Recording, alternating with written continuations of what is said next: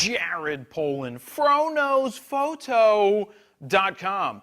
Thank you for watching this video, because in the next few minutes, I'm going to show you exactly how you can learn almost everything you need to know to start shooting fantastic videos with your DSLR faster than you ever thought possible. It doesn't matter if you're a seasoned professional, beginner, or hobbyist photographer. If you want to take your DSLR video skills to another level and produce professional, world-class videos, keep watching. The best part is that what you're about to learn will work for you even if you're a one-man band, without a crew or on a shoestring budget. But before we get to that, let me ask you a few questions. Are you new to DSLR video? Have you had a DSLR for a while but haven't ventured into shooting video because you're just not sure where to start? Are you a seasoned photographer who wants to add DSLR video to your arsenal? Do you want to make more money with your DSLR? Or do you want to learn how professional filmmakers shoot and produce video with a DSLR?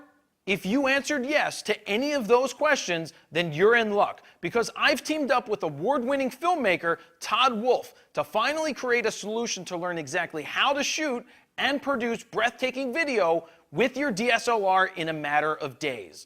You don't have to deal with months or years of bad results and frustrating experimentation like I did. You also don't have to waste a ton of time trying to filter through the inaccurate and scattered tutorials available around the internet. And you won't have to spend a ton of time and money in school taking classes to learn everything we've included in this guide. We have created this 6-hour comprehensive video guide that not only teaches you the fundamentals and basics of DSLR video, but puts them into practice by joining Todd and I on location for 4 real-world video shoots that include a music video, commercial interview, short film, and even a YouTube production.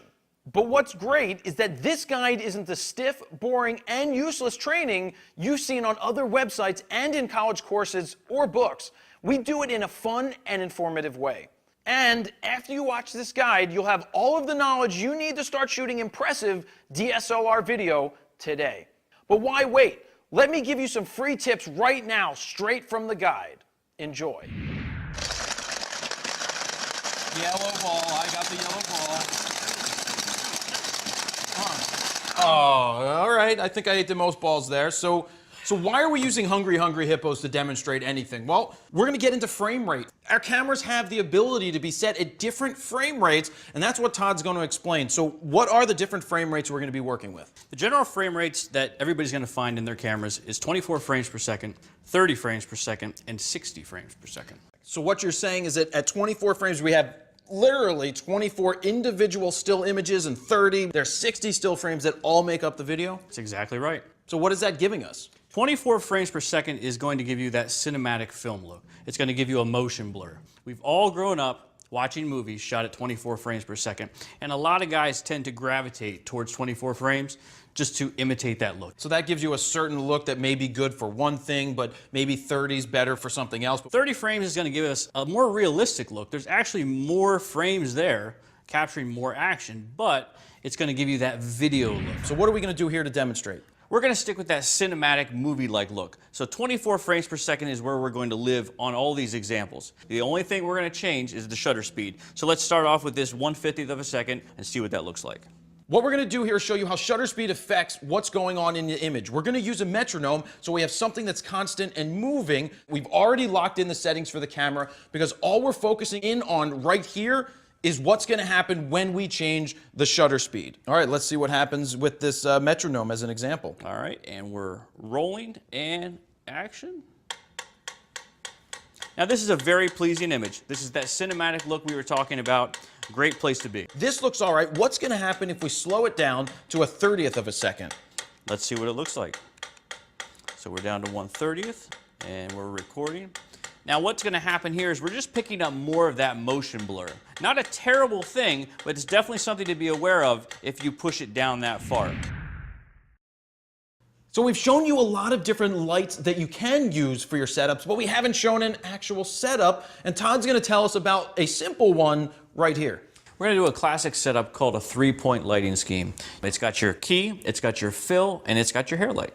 So what I want you guys to know is that we've already locked in the settings for the camera. This isn't about the settings of the camera and what lens and all of that. It's all about the lighting. So Todd, what are we doing here? First thing we're going to do is we're going to turn on our key light. That's our main source of light. It's going to be the strongest light in the whole scene. So let's turn that on and see what it looks like. So while Todd's doing that, I want to let you know that if you just have one setup, I know that this is called 3-point lighting, but we want you to know that with just one light, you can still make this happen. We just want to show you that 1, 2, 3 lights and how that all works together, just so that you have an idea that you can build off of that for the future. So we just showed you guys a lot of different options that you have to get audio into the camera, but there's one mistake that I made when I first started out because I didn't know any better, and that was how to set the audio levels in my camera. I set it to auto, and auto may not be the right choice. Why is auto not the right choice, Todd? Well, it would be great if the camera did all the work. Unfortunately, when it's set to auto, when it's real quiet and nobody's talking, it looks for sound. So it raises your recording level and you get a lot of hiss. Next thing you know, somebody starts talking again and it compresses that audio to try to keep up with all the different levels. Right, so basically what's happening there is the camera is set to auto and it's bouncing up, it's bouncing down based off of just whatever audio is there. So if you have some quiet times, it's really gonna raise those levels. You're gonna hear a lot of hiss, and that isn't good. I hear a lot of hiss in a lot of my early videos, and that really is the reason why. So what is the way around it? Well, the first thing you gotta do is get out of auto and go to manual. If you enjoyed that, be sure to watch until the end, because we'll give you another free look inside our video shoots. But before we go any further, if you're not familiar with who I am, my name is Jared Poland, aka The Fro from FroKnowsPhoto.com. I've been a professional photographer since I was 15 years old, and during my career, I've shot photos for Rolling Stone, the Philadelphia Flyers, Perry Farrell of Jane's Addiction, Modest Yahoo, and hundreds of well-known musicians, tech visionaries, business owners, and celebrities. For the past 4 years, I've been creating fun and informative videos that have helped hundreds of thousands of photographers and videographers of all skill levels. My training videos have been featured on sites like Digital Photography School, DP Review, Petapixels, F-Stoppers, and many more. I've been a photographer for over 20 years, and when my first DSLR gave me the ability to shoot video, I thought the transition would come naturally. I was wrong, but I didn't know why yet.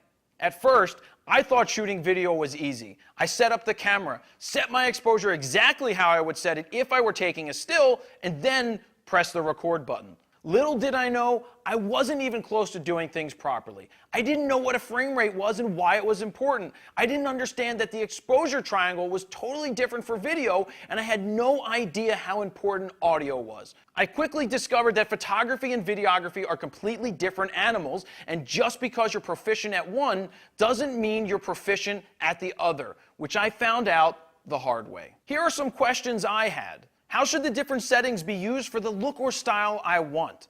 How should I set up the scenes to keep the viewer engaged? What are the hidden rules of shooting amazing video that don't apply to still photography? How do I minimize the time I spend editing in post-production? How do I get the sound just right for any situation? What do I do as far as composition and storytelling to make the video memorable? And a bunch of other things like what gear should I use, what lighting equipment I needed, and how to do all of this on my own without a crew.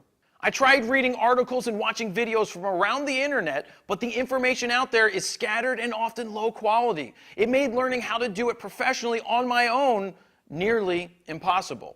At this point, I knew I needed guidance from someone who was more skilled at video production to show me all the things I was doing wrong and to guide me towards better video. Otherwise, I would continue wasting time shooting videos that were just good enough. So what did I do? When the time came to film some very large projects, I sought out a seasoned professional who was just as good at video production as I am at photography, and that was Todd Wolf. I hired him to shoot and produce both of my video guides, the Froknows Photo Guide to Getting Out of Auto and the Froknows Photo Flash Guide. If you've ever seen either of them, you know how high quality Todd's video work is. I ended up learning more from Todd about video in a few short weeks than I was able to learn in the previous 4 years on my own. So, after creating the first 2 guides and helping tens of thousands of people understand the fundamentals of photography and flash photography, people started to ask me, how do I shoot video with my DSLR? And that's why I teamed up with Todd and gathered all this information in one place to answer that exact question. And once you've seen what we've created, it's going to dramatically cut down the learning curve for teaching you how to capture video with your DSLR. So here's another sneak peek inside.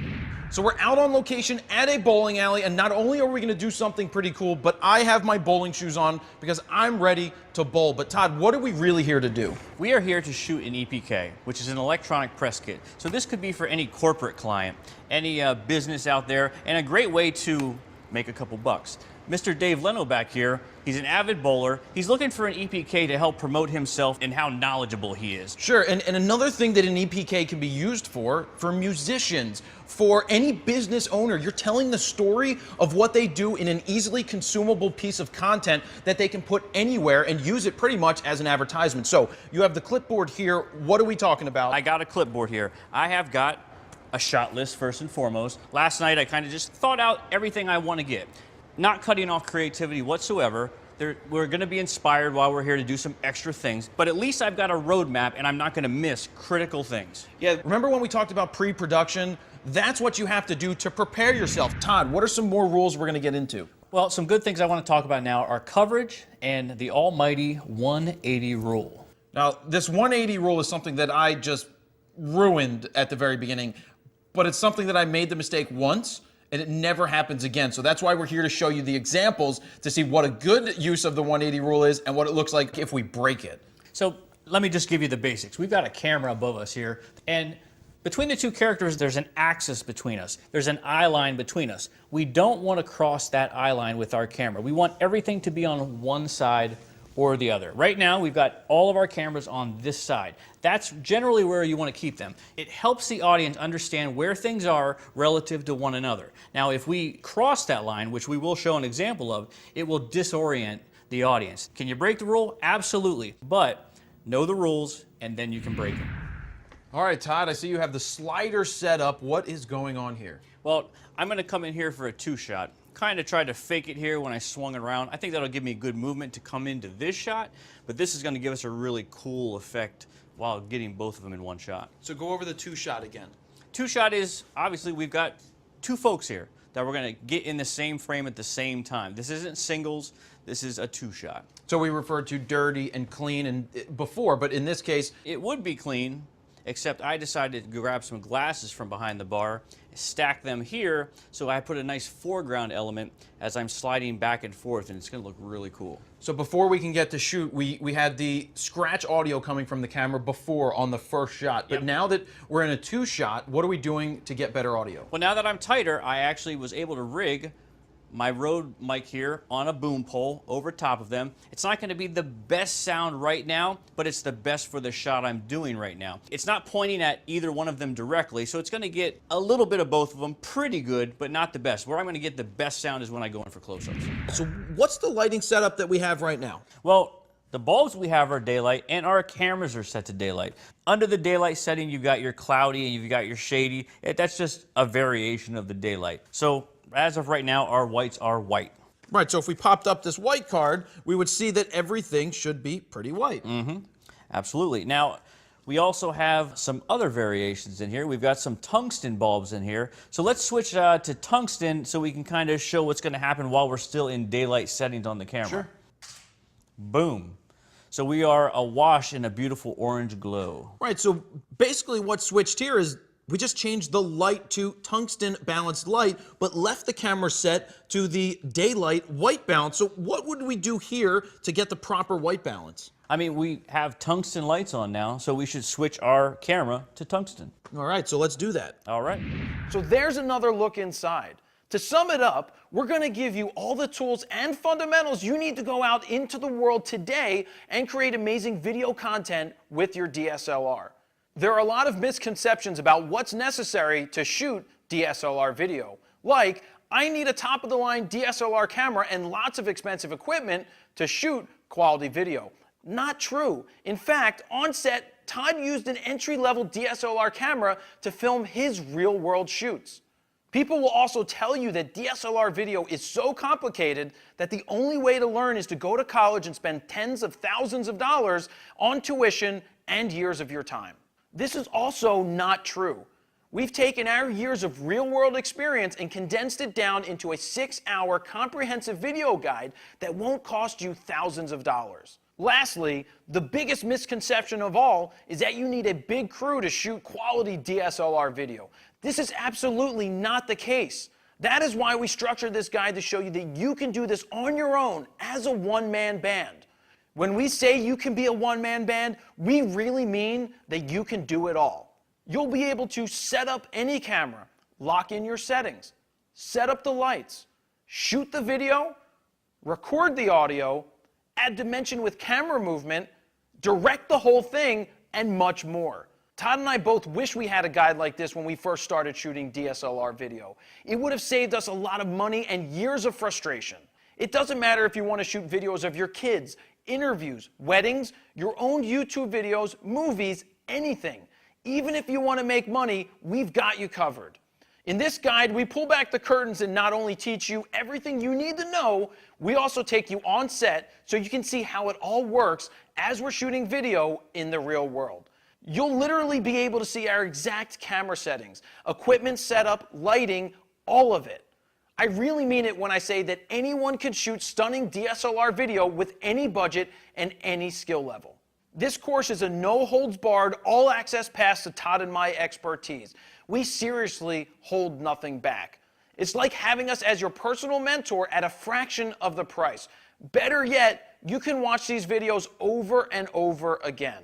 So join us on the inside of the Fronos Photo Guide to DSLR video and fast-track your learning to finally create quality DSLR video quickly and efficiently on your own. Normally, this guide would sell for $197, but for a very limited time, we're offering you a special discounted price. And when you order the Fronos Photo Guide to DSLR video today, you'll also get these fast action bonuses. My YouTube tips. I give you the exact model and mentality I follow for being successful on YouTube. Todd's editing tips. Todd gives you an entire video of bonus tips and tricks that he uses as a professional editor. Our DSLR video PDF checklist. This list will make sure you have everything you need before you get out on a shoot. Never leave home without it. And finally, we've created assignments. These assignments, both basic and advanced, are meant as homework because the only way you'll become a better filmmaker will be to get out there and shoot. Remember, you won't pay the normal price of $197 today. Click the Add to Cart button below this video to claim your discount on the brand new Fronos Photo Guide to DSLR video for just $97. You can also purchase it as a DVD for a few extra dollars. We're so confident that you're going to love this video guide and get so much value out of it that we're offering the Fronos Photo Iron Fro Guarantee for a full 60 days. What does that mean exactly? Well, if you don't think this guide was worth every penny, we'll refund all of your money. There is no risk to you.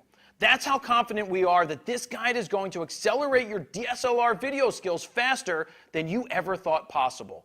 Thank you for watching this video. I look forward to seeing the amazing videos you're about to create. Click the Add to Cart button below to get started. Jared Polin, FronosPhoto.com. See ya.